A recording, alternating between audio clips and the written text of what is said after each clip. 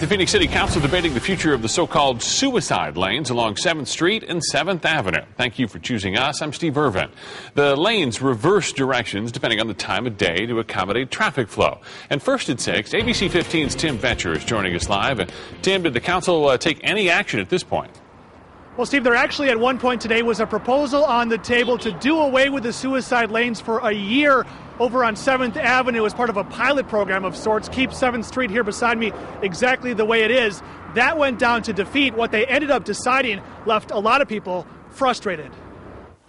John Poole owns the Therapy Hair and Nail Salon. His business sits along the so-called suicide lanes on 7th Avenue just north of Indian School. I think you should just get rid of it due to the fact that if I've seen a person get hit out there, one person getting hit is too many. The lanes on both 7th Avenue and 7th Street alternate directions depending on the time of day to accommodate traffic. From 6 to 9 in the morning, the lanes allow for cars going south. From 4 to 6 at night, the lanes switch to handle northbound traffic. I think that it's particularly a problem in the winter when people are here from out of state and they don't know about the lanes. It's clear that the public is very, very divided about this issue. The city council formed a committee to study the lanes. The committee recommended to allow drivers to turn left at certain intersections. It also suggested adding bus bays as well as photo enforcement to cut down on speed and illegal turns in the area. More enforcement, great idea.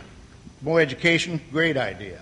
Add bus bays, great idea, particularly in the direction with the fewest lanes. Motion passes. In the end, the council voted to adopt the recommendations 5-1, but sent the measure back to the Streets Department to determine the costs, meaning nothing will happen to the reverse lanes until July at the earliest. This isn't perfect by any stretch, but at least it's something, and it's something better than we have today.